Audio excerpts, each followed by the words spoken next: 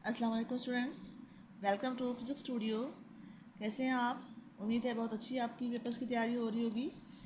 आज हम first year की फ़िज़िक्स के चैप्टर नंबर 3 के बारे में हम देखेंगे कि हम उसके चैप्टर के अंदर वाले जो शॉर्ट क्वेश्चंस हैं किस तरीके से हम तैयार कर सकते हैं फास्ट एंड क्विक मेथड से। सारा हम इसका ओवरव्यू लेंगे कि हम किस तरीके से चैप्टर के अंदर से सारे जो हैं इसकी डेफिनेशन वगैरह और जो उसके एमसीक्यूज़ हैं, ये शॉर्ट क्वेश्चंस हैं, कैसे हम तैयार करेंगे। तो फर्स्ट हमारा जो टॉपिक है इसमें वो इम्पोर्टेंस ऑफ मोशन के बारे में है। पहले हम देखते हैं कि मोशन क्या होती है। मोशन जब भी कोई बॉडी है उसकी पोजीशन चेंज हो रही होगी with respect to its surroundings, तो हम कहते हैं कि बॉडी जो है वो मोशन में है। अगर उसकी जो पोजीशन है वो सराउंडिंग के लिहाज से चेंज नहीं हो रही तो बॉडी जो है वो रेस्ट पे होगी। और इसकी जो इम्पोर्टेंस है वो भी इसमें आप देख सकते हैं कि आप ये बताएंगे कि पूरी यूनिवर्स के अंदर जितने भी पार्टिकल्स हैं, चाहे वो एटॉमिक पार्टिकल्स हैं, चाहे वो पूरी यूनिवर्स के प्लैनेट्स हैं, वो तमाम जो है वो मोशन में हैं। और वो जो है पूरी यूनिवर्स के हर पार्टिकल जो है वो मोशन में है। ठीक है, तो ये एक नेचुरल प्रोसेस है, एक फिज़िकल प्रोसेस है जो कि हर टाइम हो रहा है। कोई पूरी यूनिवर्स में कोई ऐसी चीज़ नहीं है जो मोशन में ना हो। ठीक है, तो ये इसकी फ़िज़िकल इसकी जो इम्पोर्टेंस है वो हो गई। उसके बाद हमने देखना है कि डिस्प्लेसमेंट क्या होता है। डिस्प्लेसमेंट जो है एक बॉडी की पोजीशन में चेंज है from initial position to the final position. और ये एक वेक्टर क्वांटिटी है, यानी कि एक सपोज देखिए यहाँ पे डायग्राम में आप देखें, ये हमारे पास एक्स एक्सिस है और ये वाई एक्सिस है और ये इसका ओरिजिन है। तो एक पॉइंट ए है, वहाँ से बॉडी की मोशन स्टार्ट करनी है, पॉइंट बी तक इसने मूव करना है। पॉइंट ए का जो पोजीशन वेक्टर है उसको हम R1 से शो करेंगे, पॉइंट बी का जो पोजीशन वेक्टर है उसको हम R2 से शो करेंगे। तो इन ए और बी के दरमियान जो शॉर्टेस्ट डिस्टेंस है, डायरेक्ट डिस्टेंस है, वो इसका डिस्प्लेसमेंट होगा। ठीक है, पाथ तो इसका कर्व भी हो सकता है, लेकिन कर्व पाथ की जो लेंथ है वो ज़्यादा होगी। हमने शॉर्टेस्ट डिस्टेंस की बात करनी है जो स्ट्रेट लाइन में आ रही है। ठीक है, तो ये इसका हो गया डिस्प्लेसमेंट। और इसकी जो डायरेक्शन होगी वो फ्रॉम ए टू बी होगी, इसके ऊपर हम एरो लगाएंगे। ठीक है, तो इसको इसका जो डिस्प्लेसमेंट है इसको हम डी से शो कर रहे हैं। तो मैथमेटिकली हम कैसे फाइंड करेंगे, जो ज़्यादा डिस्टेंस वाला वेक्टर है R2, उसमें से हम कम डिस्टेंस वाले वेक्टर को R1 को माइनस करेंगे, तो डी की वैल्यू जो है वो आ जाएगी हमारे पास, यानी D is equal to R2 minus R1। तो ये हो गया डिस्प्लेसमेंट, और इसकी जो यूनिट होती है वो मीटर होगी। और जो ये शॉर्टेस्ट डिस्टेंस है, शॉर्टेस्ट जो है इसकी जो लेंथ है उसको जिसकी मैग्नीट्यूड है उसे हम कहेंगे कि वो डिस्प्लेसमेंट की मैग्नीट्यूड होगी, क्योंकि जो लाइन है उसकी जो लेंथ है वो is equal to the displacement. ठीक हो गया। उसके बाद जो हमारा नेक्स्ट टॉपिक है इसमें वो है वेलोसिटी के बारे में। ठीक है, तो वेलोसिटी जो है वो क्या होती है, rate of change of the displacement of a body is called velocity. यानी कि जब हम रेट की बात करते हैं, time rate of change of इसमें डी है। जब हम टाइम रेट की बात करते हैं इसका मतलब ये है कि डिस्प्लेसमेंट जो है वो टाइम पे डिवाइड हो रहा है। ठीक है, तो चूंकि डिस्प्लेसमेंट खुद भी एक वेक्टर क्वांटिटी है, इसलिए जो वेलोसिटी है वो भी इसकी एक वेक्टर क्वांटिटी होगी। ठीक है, तो वेलोसिटी के डिफरेंट टाइप्स हैं इसमें। एक तो है एवरेज वेलोसिटी, उसमें हम v के साथ एवरेज लिखते हैं और इसको delta D over delta T से हम उसको मेंशन करेंगे। ठीक है, डेल्टा डी जो है वो टोटल डिस्प्लेसमेंट है जो कवर हुआ, और डेल्टा टी जो है जितने टाइम में डिस्प्लेसमेंट कवर हुआ वो है। तो इन दोनों की जो रेशियो होगी वो that is called average velocity. ठीक है, उसके बाद ये है कि अगर हम बात करते हैं इसमें इसकी कुछ लिमिटेशंस हैं, तो ये इसमें आएगा कि लिमिटेशन जो है वो ये होंगी कि एवरेज वेलोसिटी जो है वो हमें नहीं बताती कि जो पाथ है वो उसका वो स्ट्रेट लाइन है या कर्व है, या जो उसकी वेलोसिटी है वो जो है इसमें किस टाइप की है, स्टेडी है या वेरिएबल है। तो ये इसकी कुछ लिमिटेशंस भी हैं। उसके बाद जो है एवरेज वेलोसिटी हमने देखा, उसके बाद जो है इसका नेक्स्ट जो है इंस्टेंटेनियस वेलोसिटी भी आएगा इसका। और उसका फार्मूला क्या होगा, इसके साथ हम INS लगाएंगे। ठीक है, तो साथ हम लिमिट लगाएंगे delta T approach to zero और delta D over delta T. यानी ये एक ऐसी वेलोसिटी है जो हम किसी भी इंस्टेंट पे फाइंड कर सकते हैं, सडन इंस्टेंट पे। जिसमें हमने इतना वो इंस्टेंट जो है वो कम इतना जो है सडन होगा कि हम लिखेंगे डेल्टा टी जो है अप्रोच कर रहा है ज़ीरो को। ठीक हो गया।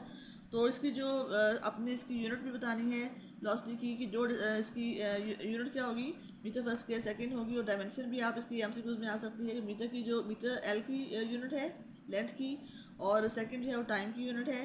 तो इसके लिहाज से आपकी जो डायमेंशन होगी वेलोसिटी की वो L ओवर टी या L इंटू टी की पावर -1 है। ठीक है, तो ये आपने डायमेंशन, इसकी यूनिट जो है, और जो इंस्टेंटेनियस वेलोसिटी का फार्मूला है, एवरेज का फार्मूला है, वो आपने याद करना है। ठीक है, उसके बाद इसका जो हमारा नेक्स्ट टॉपिक है वो एक्सेलरेशन के बारे में है कि एक्सेलरेशन क्या है। Time rate of change of velocity of a body is called acceleration. इसमें भी हम टाइम रेट की बात कर रहे हैं कि वेलोसिटी में चेंज को हम टाइम पे डिवाइड करेंगे। ठीक है। तो इसकी जो यूनिट है वो मीटर्स पर स्क्वायर सेकंड है, और जो इसकी डायमेंशन है वो इसी के अकॉर्डिंग मीटर जो है वो एल की यूनिट है, और सेकंड जो है वो टाइम की यूनिट है। तो डायमेंशन जो है वो एल टी की पावर -2 जो है वो आएगी। तो वेलोसिटी की तरह एक्सेलरेशन भी एक वेक्टर क्वांटिटी है, ठीक है। तो इसका फार्मूला जो है लिखना है आपने। इसमें जो है एवरेज एक्सेलरेशन भी आ जाता है। इसमें हमने ए के साथ एवरेज लिखना है, और वो total change in the velocity divided by total time होगा, ठीक है। Delta V over delta T हो गया। उसके बाद इंस्टेंटेनियस एक्सेलरेशन आ गया। उसमें हमने ए के साथ आई एन एस लिखना है, और साथ लिमिट हमने लगानी है delta T approach to zero, और delta V over delta T, ठीक है।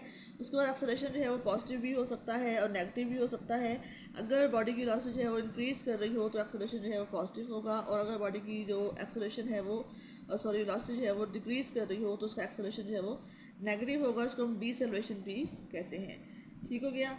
तो ये आपने इसका देखना है कि इसकी कुछ कंडीशन भी है कि if a body moving with the uniform acceleration its average and instantaneous acceleration are equal, ये इसकी कंडीशन हो गई। उसके बाद आपकी बुक के अंदर ना कुछ वेलोसिटी टाइम ग्राफ्स दिए हुए हैं, उनको हम देख लेते हैं। इसमें इन ग्राफ्स के अंदर जो वेलोसिटी है इसको हम लेते हैं अलॉन्ग द वाई एक्सिस, और जो टाइम है वो लेते हैं अलॉन्ग द एक्स एक्सिस। तो इसमें ये एक रेक्टेंगल की फॉर्म में है, ये शो कर रही है कि वेलोसिटी इस केस में बिल्कुल नहीं बढ़ रही, बल्कि वेलोसिटी जो है वो यूनिफॉर्म है। अगर बढ़ती तो वो ऊपर जाती लाइन इसकी, लेकिन ये हॉरिजॉन्टल लाइन शो कर रही है कि वेलोसिटी जो है इसकी नहीं बढ़ रही।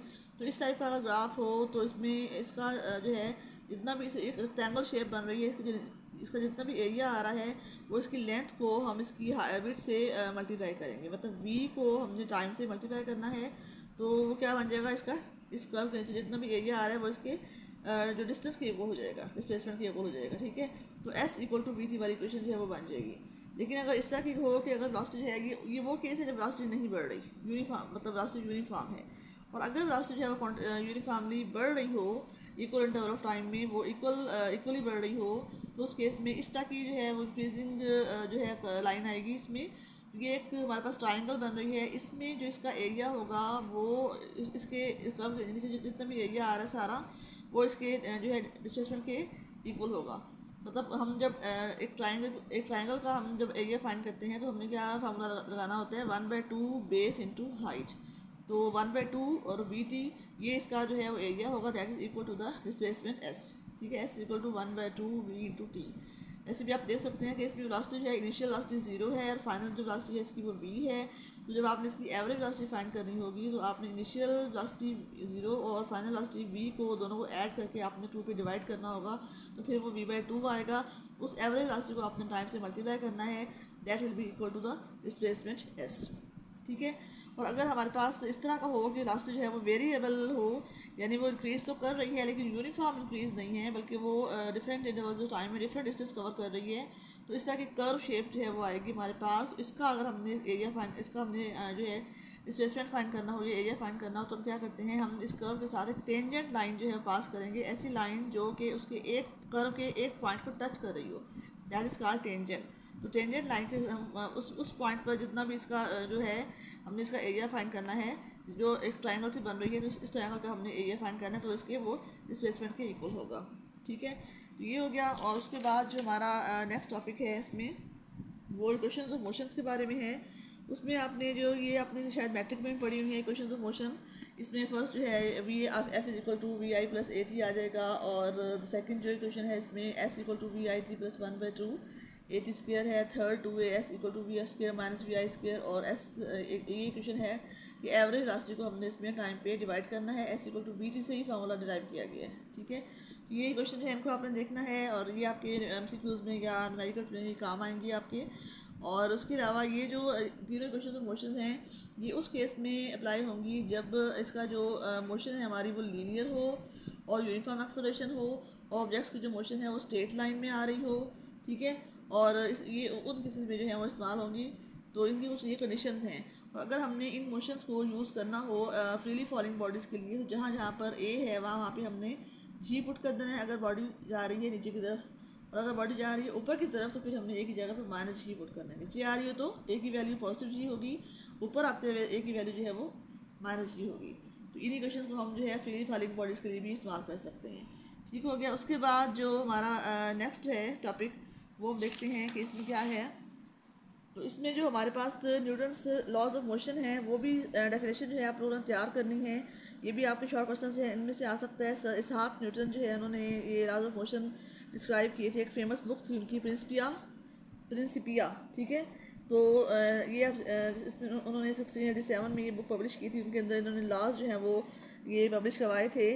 और ये जो लॉज हैं उन बॉडीज़ के लिए हैं जिनकी मोशन जो है वो जो स्पीड ऑफ लाइट है उसके मुकाबले में बहुत कम हो, ठीक है। ये मतलब जो एटॉमिक पार्टिकल्स हैं उनकी स्पीड तो काफ़ी ज़्यादा होती है, तो उनके लिए ये लॉज ऑफ मोशन जो है वो नहीं अप्लाई होंगे। जस्ट उन बॉडीज़ के लिए होंगे जिनकी मोशन जो है स्पीड ऑफ लाइट के मुकाबले में काफ़ी कम हो। ये इन लॉज ऑफ मोशन की कुछ लिमिटेशंस हैं, इसके बारे में भी शॉर्ट क्वेश्चन जो है वो आ सकता है। तो फर्स्ट लॉ ऑफ मोशन जो है उसकी डेफिनेशन आपने याद करनी है कि एक बॉडी जो है वो रेस्ट पे रहेगी, या अगर वो मूव कर रही है तो यूनिफॉर्म वेलोसिटी के साथ वो मूव करती रहेगी जब तक कोई एक्सटर्नल फोर्स, अनबैलेंस फोर्स जो है उसके ऊपर एक्ट नहीं करेगी, ठीक है। तो इस law first law of motion को लॉ ऑफ इनर्शिया भी कहते हैं। इसमें एक टर्म है इनर्शियल फ्रेम और एक है नॉन इनर्शियल फ्रेम। तो इनर्शियल फ्रेम वो होता है जो कि रेस्ट पे हो या उसकी वेलोसिटी जो है वो ज़ीरो पर हो, तो उसकी जो एक्सेलरेशन होगा उसका वो बिल्कुल वेलोसिटी इसकी कांस्टेंट होगी और एक्सेलरेशन जो है इसका वो ज़ीरो होगा, ठीक है। तो इसलिए हम इसको फर्स्ट लॉ ऑफ मोशन को लॉ ऑफ इनर्शिया भी कहते हैं, क्योंकि इनर्शिया जो है वो एक बॉडी की ऐसी प्रॉपर्टी होती है जिसकी वजह से बॉडी अपनी स्टेट ऑफ मोशन को या स्टेट ऑफ जो रेस्ट है उसको चेंज करने में मुज़ाहिमत करती है, रुकावट पेश करती है। तो फर्स्ट लॉ ऑफ मोशन की डेफिनेशन जो है वो इसके साथ मैच करती है। इसमें भी यही है कि अगर बॉडी जो है वो रेस्ट पे है तो रेस्ट पे रहेगी, अगर मूव कर रही है तो मूव करती रहेगी। और इनर्शियल प्रॉपर्टी में भी यही चीज़ बयान की गई है, इसलिए हम फर्स्ट लॉ ऑफ मोशन को लॉ ऑफ इनर्शिया भी कह सकते हैं, ठीक है। उसके बाद जो न्यूटन सेकंड लॉ है इसमें यह है कि अगर कोई अप्लाई फोर्स जो है किसी बॉडी के ऊपर हम अप्लाई कर रहे हैं तो ये फोर्स जो है इस बॉडी के अंदर एक्सेलरेशन प्रोड्यूस करेगी उसी डायरेक्शन में जिस डायरेक्शन में फोर्स खुद अप्लाई हो रही है, ठीक है। तो वो जो एक्सेलरेशन है उसकी मैग्नीट्यूड जो है वो अप्लाइड फोर्स के डायरेक्टली प्रोपोर्शनल होगी और जो उसके मास है उसकी इन्वर्सली प्रोपोर्शनल होगी, ठीक है। तो सेकंड ऑफ मोशन की जो क्वेश्चन है वो क्या है, F is equal to M A, ये इसकी क्वेश्चन है, ये आपने याद करनी है। और उसके बाद हमारा जो नेक्स्ट टॉपिक है वो इनर्शिया के बारे में हमने बता चुकी हूँ आपको ऑलरेडी, ठीक है। उसके बाद हम देखते हैं कि इसमें मोमेंटम की डेफिनेशन आ जाती है कि मोमेंटम जो है मैथमेटिकल डेफिनेशन तो ये है कि मोमेंटम को हम पी से शो करते हैं और ये एक वेक्टर क्वांटिटी है, तो P will be equal to M into V, यानी product of mass and velocity is called momentum. ये इसकी मैथमेटिकल डेफिनेशन है, इसका फार्मूला है, ठीक है। एम क्या है, इसमें मास है, और वी क्या है, इसकी वेलोसिटी है। क्योंकि वेलोसिटी एक वेक्टर क्वांटिटी है इसलिए मोमेंटम भी एक वेक्टर क्वांटिटी होगी, ठीक है। इसकी जो डायरेक्शन है वही होगी जो कि वी की डायरेक्शन है। और जो इसकी यूनिट है, एम की यूनिट क्या होगी किलोग्राम, और वेलोसिटी की यूनिट क्या होगी मीटर पर सेकंड। तो उसको हम न्यूटन सेकंड भी कह सकते हैं, क्योंकि न्यूटन जो है ना फोर्स की यूनिट है और F is equal to M A होता है। तो एम ए के अंदर एम की यूनिट क्या होगी किलोग्राम, ए की यूनिट क्या होगी मीटर ओवर सेकंड स्क्वायर। तो एक सेकंड जो है ऊपर वाले सेकंड से कैंसिल हो जाएगा, बाकी क्या बचेगा न्यूटन इंटू सेकंड, ठीक है। किलोग्राम मीटर्स पर सेकंड या न्यूटन इंटू सेकंड बचेगा। और इसके किलोग्राम मीटर पर सेकंड के अकॉर्डिंग जो इसकी डायमेंशन होगी, किलोग्राम की डायमेंशन क्या है कैपिटल एम, ठीक है।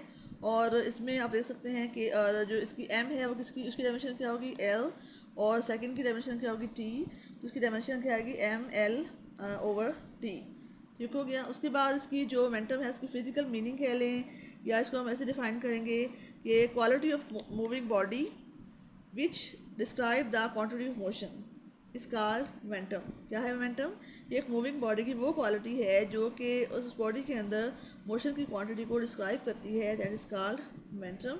और इसकी जो है वो आपने यूनिट भी देख ली, इसकी डायमेंशन भी देख ली, और यहाँ पे इसका प्रूफ भी दिया हुआ है N S equal to kilogram metre per square second into second. एक सेकेंड जो है सेकेंड से कट गया तो ये किलोग्राम मीटर पर सेकेंड आएगा। तो ये इसलिए हम देख सकते हैं कि न्यूटन सेकंड जो है वो किलोग्राम मीटर और सेकंड के इक्वल आ रहा है, ठीक है। इसका प्रूफ जो है ये भी शॉर्ट्स में आ सकता है, इसको भी आपने अच्छी तरह करना है। उसके बाद जो मोमेंटम है Newton second law in terms of momentum, इसका शॉर्ट सा प्रूफ है, ये भी आपके शॉर्ट क्वेश्चन में आ सकता है। इसमें आपने पहले एक ही जो है डेफिनेशन लिखनी है कि change in the velocity over time V F minus V I over time, और फिर आपने इक्वेशन जो है सेकंड लॉ ऑफ मोशन की इक्वेशन लिखनी है F is equal to M A. इसके अंदर आपने ए की जगह पे ये वाला एक्सप्रेशन जो है पुट कर देना है, तो ये बन जाएगा M V F minus V I over T. तो आपने एम को इन दोनों क्वांटिटीज़ के साथ मल्टीप्लाई करना है, ये बन जाएगा M V F minus M V I over T. तो एम वी एफ क्या है फाइनल मोमेंटम और एम वी आई क्या है इनिशियल मोमेंटम। तो force is defined as the time rate of change of the momentum, ठीक है। तो ये जो डेफिनेशन है ये न्यूटन सेकंड लॉ की डेफिनेशन है इन टर्म्स ऑफ मोमेंटम। तो यहाँ पे अगर आप एफ़ को और टी को मल्टीप्लाई करते हैं तो F multiply T will be equal to the change in the momentum and it is called impulse. ठीक है, तो इम्पल्स जो है उसकी भी हम डेफिनेशन देख लेते हैं। क्या है कि when a large force acts on a body for very short interval of time, then the product of force and time for which the force acts, time वो लेना है हमने, for which the force acts, then this product of force and time is called impulse. यानी I is equal to impulse को हम I से show करते हैं F multiply T, and this F multiply T is equal to the change in the momentum F M V F minus M V I. ठीक है, तो ये जो मोमेंटम की यूनिट होगी जो हमें पीछे पड़ी है, न्यूटन सेकंड कह लें या किलोग्राम मीटर पर सेकंड कह लें, वही एफ क्रॉस टी की यानी इम्पल्स की भी वही यूनिट होगी। ठीक है, तो इसकी यूनिट जो है वो भी आपने याद रखनी है। उसके बाद जो इसका नेक्स्ट है हमारे पास आइसोलेटेड सिस्टम की डेफिनेशन आपने याद करनी है। ये शॉर्ट क्वेश्चन में आ सकती है कि ऐसा सिस्टम जिसमें कोई एक्सटर्नल एजेंसी जो है वो कोई फोर्स एक्सर्ट ना करे, यानी सिस्टम का उसके इन्वायरमेंट से कोई ताल्लुक ना हो, that system is called isolated system. ठीक है, उसके बाद इसमें लॉ ऑफ कंजर्वेशन मोमेंटम आ जाता है कि अगर कोई भी सिस्टम हम ले रहे हैं वो आइसोलेटेड सिस्टम होगा। ठीक है, तो उसका जो टोटल लीनियर मोमेंटम होगा उस सिस्टम का जो कि आइसोलेटेड है वो कांस्टेंट रहता है, that statement is called law of conservation of momentum. ठीक है, तो इसकी आपने इक्वेशन जो है वो भी याद करनी है कि m1v1 plus m2v2 is equal to m1v1 prime plus m2v2 prime. ठीक है, यानी कि initial momentum of the system is equal to the final momentum of the system. ये भी हम कह सकते हैं कि initial momentum and final momentum of system of an isolated system before and after collision remains constant।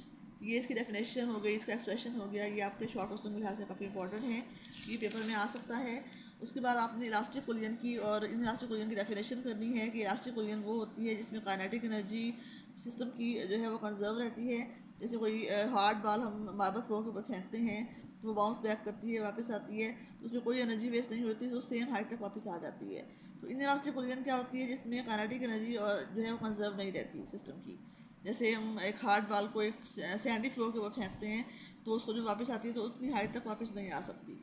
या अगर tennis ball जो है वो कोलाइड कर रही है तो ये भी इन इलास्टिक कोलिजन की एग्जांपल है। उनके दरमियान में काफ़ी लचक होती है और उनकी जो एनर्जी है वो काफ़ी वेस्ट हो जाती है। ठीक है, तो ये जो है कोलिजन हो गई। इसके बाद इसमें इलास्टिक कोलिजन, इसमें वन डायमेंशन अगर हो की हम बात करते हैं तो वो क्या होती है, क्योंकि इसमें जो दो बॉडीज़ आपस में कोलाइड कर रही हैं तो वो बिल्कुल स्ट्रेट लाइन में मूव करेंगी। ठीक है, उनके जो सेंटर्स हैं वो सेम लाइन पर होंगे और ये कोई एंगल नहीं बना रही होंगी और ये आपस में जो है घूम भी नहीं रही होंगी। जो स्फेयर्स हैं, ये बॉल्स हैं, वो रोटेट नहीं कर रहे होंगे और ये दोनों बॉल जो हैं बहुत ज़्यादा हार्ड भी नहीं होंगी। तो इस टाइप की जो कोलिजन होगी उसे हम कहते हैं collision in the one dimension, जो कि स्ट्रेट लाइन में, इसे हम हेड ऑन कोलिजन भी कहते हैं, जो कि बिल्कुल एक ही लाइन में दोनों बॉल जो है मूव कर रही हों, हेड ऑन कोलिजन कहलाए या collision in the one dimension जो है वो कहलाएगी। अगर टू डायमेंशन की हम बात करते हैं तो उसमें जो बॉल्स हैं वो इस तरह एंगल बना के आ रही होंगी, एक इधर से आएगी एक इधर से आएगी, कोई ना कोई इनका एंगल बन रहा होगा। तो इसकी जो वेलोसिटीज होंगी इनकी, उनमें एक्सिस भी इन्वॉल्व होगा और वाई एक्सिस भी इन्वॉल्व होगा। हम कंपोनेंट्स जो है इनको जो वेलोसिटी होगी उनकी हम कंपोनेंट्स में रिजॉल्व कर सकते हैं। ठीक है, तो वो होगी टू डायमेंशनल मोशन और ये है वन डायमेंशनल मोशन। इन दोनों के दरमियान जो डिफरेंस है उसको भी आपने याद रखना है। फिर आपने जो वेलोसिटीज आफ्टर कोलिजन की जो एक्सप्रेशन है, जैसे कि v1 prime is equal to m1 minus m2 over m1 plus m2 into v1 plus 2m2 over m1 plus m2 into v2। Similarly जो इसका वेलोसिटी एक्सप्रेशन है v2 प्राइम का भी, वो भी आप लोगों ने ये अपने एक्सप्रेशन जो है, इनकी इक्वेशन जो है वो आपने याद रखनी है ताकि आपके न्यूमेरिकल्स में या अगर कॉन्सेप्शनल क्वेश्चन आ जाते हैं MCQs में तो इनको आप कर सकें। ठीक हो गया। उसके बाद जो हमारे पास डिफरेंट केसेस हैं मोमेंटम वाले, उन केसेस के जो कंडीशंस दी हुई हैं, सपोज एक फर्स्ट कंडीशन में क्या है कि m1 और m2 इक्वल हैं तो वो बॉडीज आपस में कोलाइड करेंगी, तो उसमें जो वेलोसिटीज हैं इनकी वो इंटरचेंज हो जाएंगी। यानी जो फर्स्ट बॉडी की वेलोसिटी है आफ्टर कोलिजन v1 प्राइम, वो सेकंड बॉडी की वेलोसिटी के जो कोलिजन से पहले थी उसके इक्वल हो जाएगी। वेलोसिटी आपस में इंटरचेंज हो गई। v1 प्राइम जो है v2 के इक्वल हो गया, सिमिलरली v2 प्राइम जो है वो v1 के इक्वल हो गया। वेलोसिटी जो है वो क्या होंगी, आपस में इंटरचेंज होंगी। सेकंड केस में दोनों मासेस जो हैं वो आपस में इक्वल तो हैं लेकिन टारगेट मास जो है वो रेस्ट पर है, यानी v2 जो है वो ज़ीरो पर है। क्योंकि अभी भी मासेस जो हैं वो इक्वल हैं तो इनकी राशि जो इंटरचेंज हो रही हैं, तो पहले v2 जो थी वो ज़ीरो थी और आफ्टर कोलिजन जो है वो v1 प्राइम जो है वो ज़ीरो पे होगी। तो इसमें v1 प्राइम जो है राशि जो इंटरचेंज होने हैं तो v1 प्राइम अब ज़ीरो पे हो गई और v2 प्राइम जो है वो v1 के इक्वल हो गई। ठीक है। उसके बाद केस 3 के लिए भी आपने इसी तरह फाइनल और इसकी जो कंडीशन है वो अपने याद रखनी है कि लाइटर मास जो है वो कोलाइड कर रही है विद द मासिव बॉडी।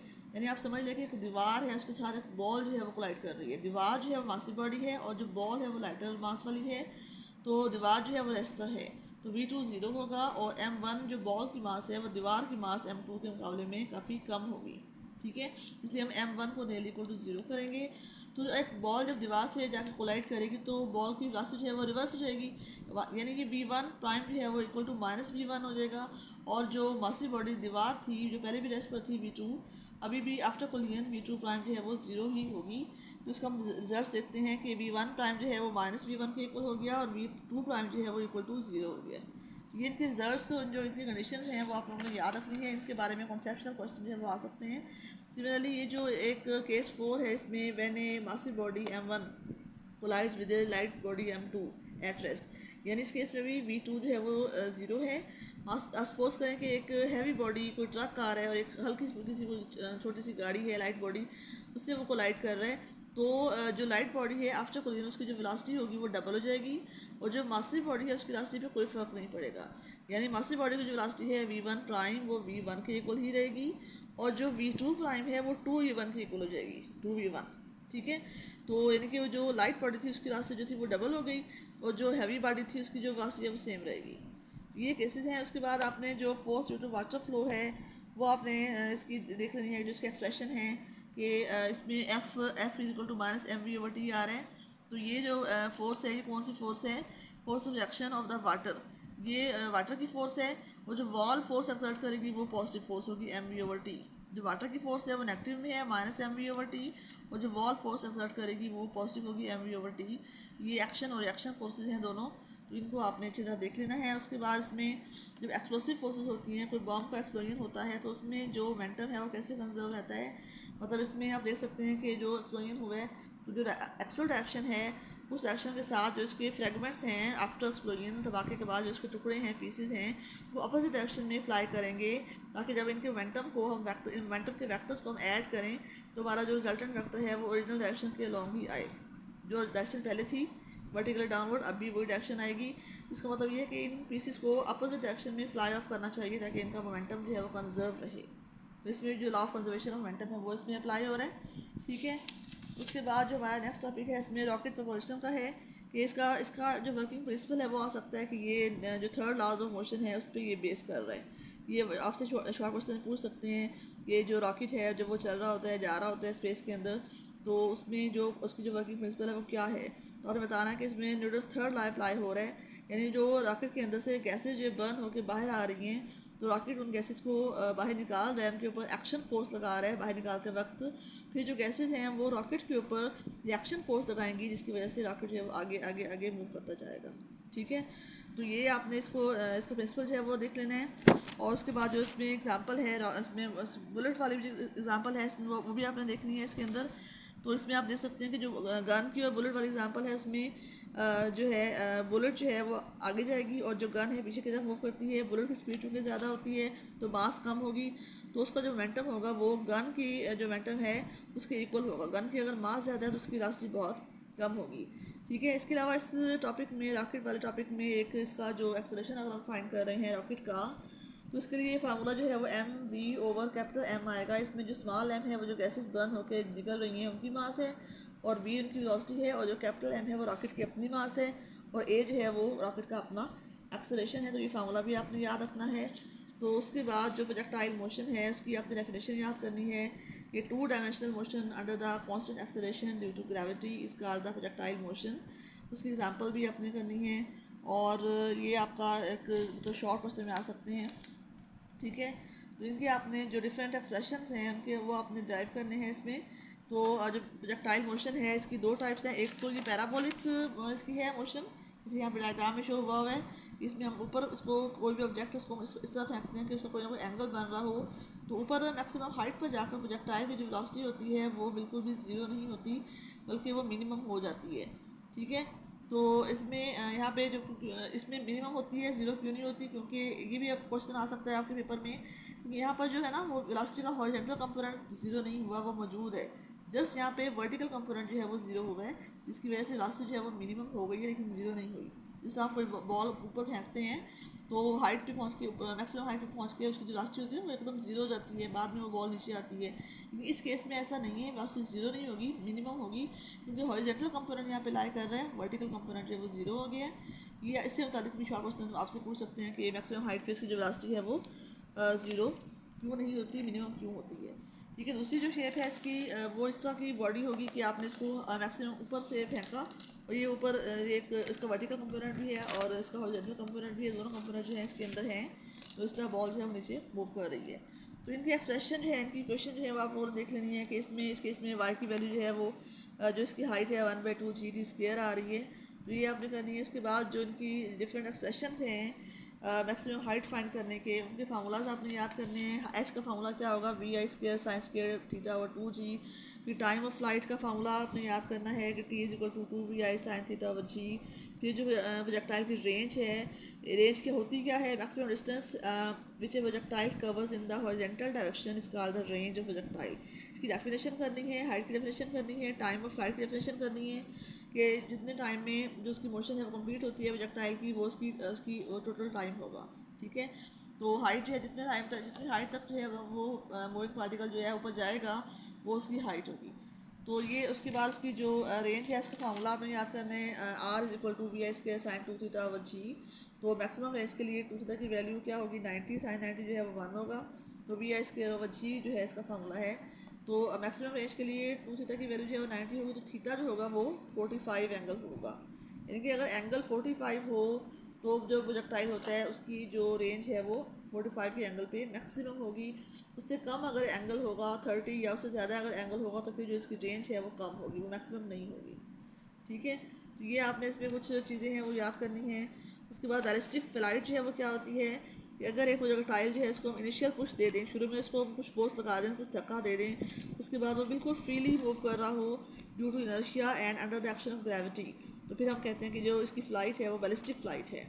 ठीक है, और जो मिज़ाइल जो है अगर इसको हम बैलिस्टिक फ़्लाइट में मूव करवाते हैं तो उस मिज़ाइल को हम कहेंगे वो बैलिस्टिक मिज़ाइल है। इसकी एक और डेफिनेशन भी है कि unpowered and unguided missile is called ballistic missile. इसको हमने कोई पावर नहीं दे रहे, कोई एनर्जी नहीं दे रहे, इसको हम रिमोट से इसको हम कंट्रोल नहीं कर रहे, कोई गाइडलाइन नहीं दे रहे कि वो कहाँ जाके गिरेगा। तो इस तरह का जो मिज़ाइल है उसे हम कहते हैं बैलिस्टिक मिज़ाइल। और जो उसका पाथ होगा उसे हम कहेंगे बैलिस्टिक ट्रेजेक्ट्री। जिस पाथ पे बैलिस्टिक मिज़ाइल मूव कर रहे हैं उसका जो पाथ होगा वो बैलिस्टिक ट्रेजेक्ट्री होगी। तो ये आमतौर पे जो है पैराबोलिक फॉर्म में ही होते हैं। ठीक है, जैसे ये आपको डायग्राम में यहाँ पे दिखा हुआ है कि ये पैराबोलिक फॉर्म में जो है इनका पाथ जो है वो होता है। ठीक है, तो इसके बाद इसमें आई थिंक ये तमाम चीज़ें हो चुकी हैं चैप्टर की। तो कुछ फार्मूलाज वगैरह जो हैं वो आप लोग अच्छी तरह देख लीजिएगा ताकि आपके न्यूमेरिकल्स में ये चीज़ें काम आएँ। और इसके MCQ जो है वो कुछ आपको, अगर आप इस चैप्टर को थॉरली जिससे मैंने बताया है आपको, आपकी डेफिनेशन वगैरह जो इनकी यूनिट्स हैं, डायमेंशन हैं, कुछ चीज़ें आप कर लेते हैं तो आई थिंक आप इनके MCQs और जो इसके शॉर्ट क्वेश्चन हैं चैप्टर के अंदर वाले वो आप कर लेंगे। और चैप्टर के एंड वाले शॉर्ट क्वेश्चन जो हैं वो तो आप ऑलरेडी मतलब कर चुके होंगे। तो इनको आप अच्छी तरह देख लें ताकि आपके चैप्टर की जो थोरो स्टडी है इससे आपकी जो इनर शॉर्ट क्वेश्चन हैं या MCQs हैं वो अच्छी तरह तैयार हो जाएँ।